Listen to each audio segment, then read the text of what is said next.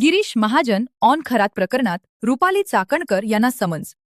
खरात प्रकरणात एसआयटीकडून अतिशय पारदर्शकपणे चौकशी सुरू आहे. एसआयटीकडून चाकणकर यांना समन्स दिले असतील तर त्याचे उत्तर त्या देतील. या प्रकरणात जो कोणी दोषी असेल त्याला सोडले जाणार नाही. चौकशीचा भाग म्हणून एसआयटीनं चाकणकर यांना बोलवले असावे. गिरीश महाजन ऑन राष्ट्रवादी विलिनीकरण. सुनील शेळके वक्तव्य. विलिनीकरण हा त्यांच्या पक्षाचा अंतर्गत प्रश्न आहे. त्यांनीच तो ठरवावा. कोणी एखादा आमदार उठून आम्ही एकत्र होणार आहोत असे म्हणत असेल तर त्याला आम्ही काय उत्तर देणार? आमदार सुनील शेळके यांचे नाव न घेता गिरीश महाजन यांचा टोल. गिरीश महाजन ऑन संजय राऊत. केसरकर शिंदेंना खरातकडे घेऊन गेले. वक्तव्य. समाजात असे अनेक महाराज भविष्यकार आहेत. त्यांच्याकडे अनेक लोक जातात. कॉर्पोरेट, सामाजिक, राजकीय क्षेत्रातील लोकही अशा ठिकाणी जातात. आसाराम बापू, राम रहीम यांचे लाखोंच्या संख्येने अनुयायी होते. प्रत्येकाला आपले भविष्य जाणून घ्यायचे असते. त्यामुळे अनेक जण तिथे जातात. फक्त कोणी गेले म्हणून चौकशी करावी असे राऊत म्हणत असतील तर हजारो लोकांची चौकशी करावी लागेल. या प्रकरणात मुख्य गुन्हेगार कोण आहे हे शोधणे महत्वाचे आहे. ॲप्स्टीनप्रमाणे खरातलाही मारू शकतात. खरातला पूर्ण संरक्षण देण्यात आले. त्यामुळे त्याबाबत चिंता करू नये. वडेट्टीवार असो वा नाना पटोले, ते विरोधक आहेत. ते बोलणारच. ऑन एकनाथ खडसे. केसरकरांचा अधिक संपर्क. वक्तव्य. अनेक जण खरातला भेटायला गेले होते. मात्र दीपक केसरकर हे वारंवार भेटत होते. त्यामुळे त्यांच्यावर संशय व्यक्त करण्यात आला. खडसे यांचा केसरकरांवर रोष आहे. त्यावर मी काय बोलणार? या विषयावर माझी कोणतीही प्रतिक्रिया नाही असे गिरीश महाजन यांनी म्हटले. गिरीश महाजन ऑन विजय वडेट्टीवार. 39 आमदारांची यादी जाहीर करा. वक्तव्य. समाजात असे अनेक ढोंगी साधू संत आहेत. आता अशा लोकांचे पितळ उघडे पडत आहे.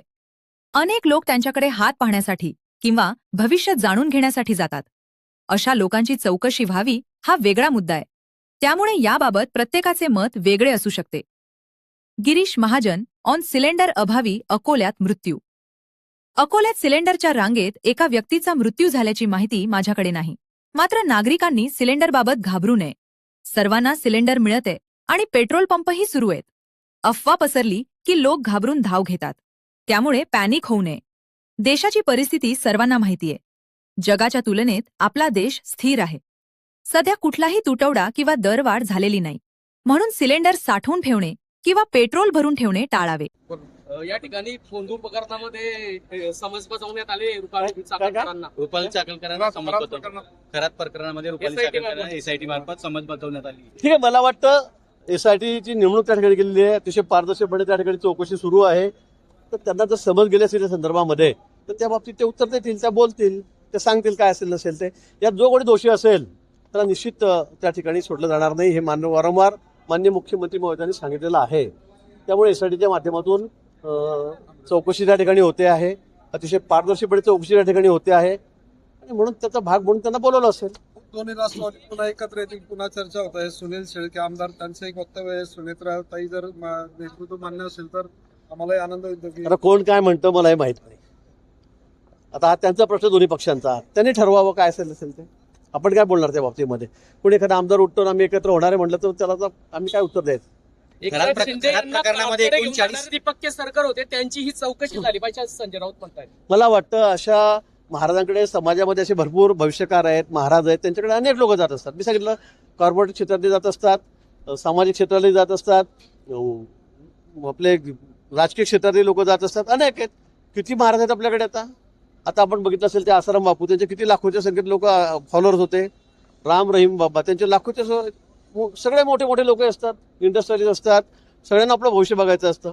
तर तिथे कोणी असं गेलं असेल तर याची चौकशी करा, त्याची वगैरे. मग तर भरपूर हजारो लोकांची चौकशी करावी लागेल आपल्याला. यामध्ये मला वाटतं यात मेन कल्पिट कोण आहे, मेन गुन्हेगार कोण आहे हे शोधलं पाहिजे आणि त्याच्यावर कारवाई झाली पाहिजे. 19 मारला तसा खरातांनाही मारू शकतात असं विजय वडेट्टीवार म्हणतात. पण मला नाही वाटत. त्यांना पूर्ण प्रोटेक्शन आहे, त्याची काळजी करू नका. आता काय वडेट्टीवार काय म्हणतायत, नाना पटोले काय म्हणतायत, ते विरोधक आहे ते बोलतील. खडसेंनी म्हटलं की केसरकर वारंवार खरातांना भेटलेले आहेत, त्याच्यामुळे संशयाच्या बोरेत. खडसेंनी म्हटलं की केसरकर जास्त वेळेला खरातांना भेटलेले आहेत. म्हणजे बाकीचे मंत्रिमंडळात अनेक सदस्य भेटले. जयंत पाटील, देवेंद्र पाटील पण गेले. केसरकरांवरती जास्त रोष येतात. ठीक आहे. तर त्यांचा रोष आहे तर मी काय करणार त्यांना. तुमची काय प्रतिक्रिया त्याच्यावर?